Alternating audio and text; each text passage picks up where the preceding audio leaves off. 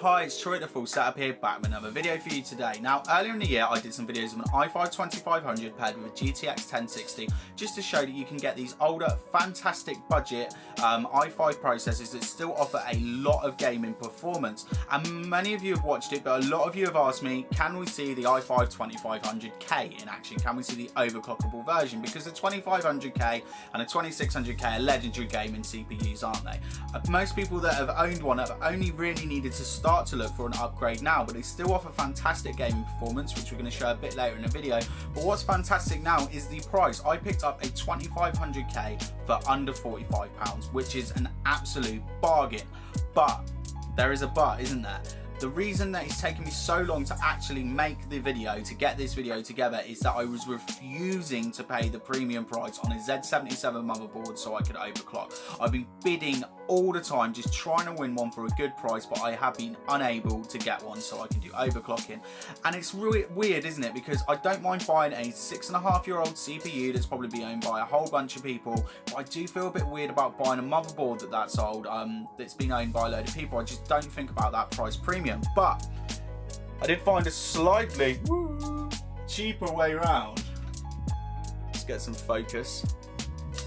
Is that I bought an Asus. Oh God, I've got to try and do this wrong. So I purchased an Asus P67 motherboard. You can still overclock on the P67 motherboards. Now, it doesn't have a whole bunch of power phases, which I was worried about, and you can't actually just set a voltage either, but there were loads of things on forums on how you can get this to be overclocked. Also as well, I've got 16GB of HyperX DDR3 memory, which runs at 1866, but I was able to overclock it to 2133, and then we've got this huge Corsair H90 with a Noctua industrial fan on it, and the reason we've got that on it is because we've overclocked, well, I've overclocked this processor to 4.7 gigahertz. So we need to benchmark this PC then. Well, I'm going to pair it with an MSI GTX 1070. I'm not going to do any overclocking to it whatsoever. The only thing I've done is increase the power limit. So we're basically getting around about a 1900 megahertz stable boost. And I decided, you know what, I don't just want to bench this, I want to bench it against some other processors as well, or another processor. I was thinking, you know, the 2500K in my mind now is the best budget gaming CPU you can buy, so what else could you compare it to? I was thinking maybe an LG 4560, but we know the 2500K is going to win, so I decided to pair it against something else, and the processor we're going to pair it against is this system over here. I put the Ryzen 1200 in, which is a $100 processor. I've overclocked it to 4 gigahertz. We've got 3200 megahertz of Corsair DDR4 RAM. We've got a Corsair H55 cooler and some Corsair fans as well, so that's going to keep it nice and cool. The overclock's at 1.4 volts, and we're on an Asus B350 Prime Plus motherboard, and again we're going to use the GTX 1070. So I'm just going to let the benchmarks run. You can see them. I think you're going to be very interested in these benchmarks, and then we'll discuss them a little bit at the end of the video.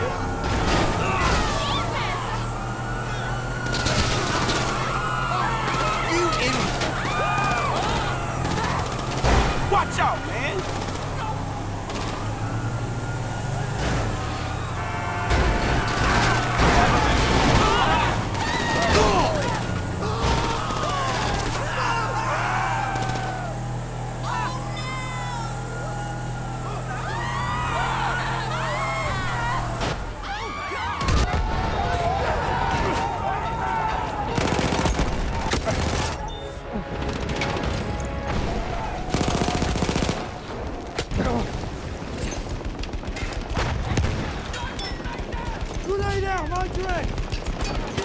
Oh, grenade.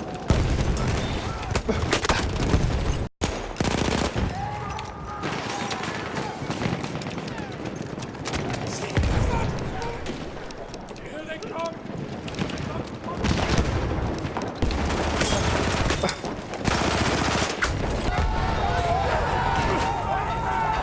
So there are the benchmarks then, and did you notice something there? The scores were pretty much identical. Like here's all those games averaged out. Is the 5-game average pretty much identical, isn't it? Now I know what a lot of you are thinking right here. Maybe you should have paired it with something more than a 1070 because you're hitting the limitation of the GTX 1070. You know, you should have done it with a 1080 Ti and we could have really seen the differences.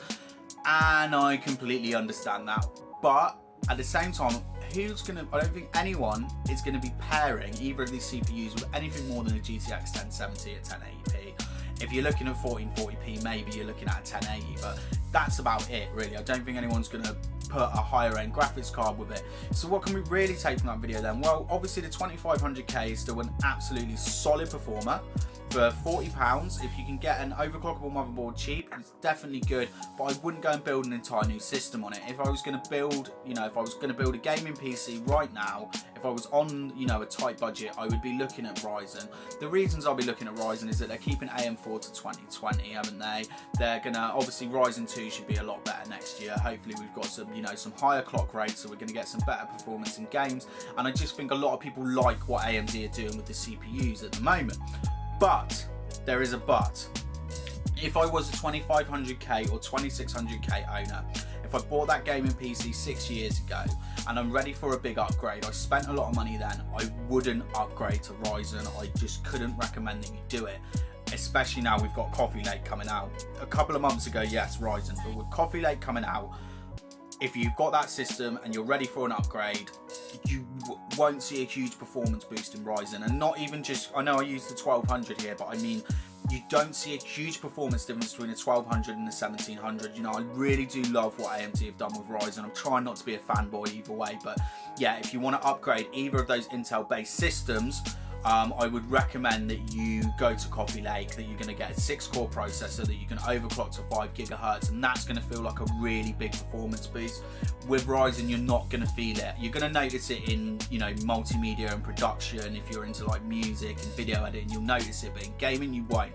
So yeah, both those processors are fantastic. I'm trying to not sound like a fanboy. Let me know. Have you bought a Ryzen 1200? Do you really like it? And are you planning to upgrade to another Ryzen CPU later down the line? Do you have a 2500K? Are you thinking about upgrading? Or do you have an old Sandybridge and you're thinking, do you know what? For 40 quid, I could drop one of these 2500Ks in. Even if I'm not overclocking, I'll get a nice performance boost in gaming. Anyway, if you like this video, tell me why. If you don't like it, tell me why. Thanks for watching, and I'll be back with another competition video real soon.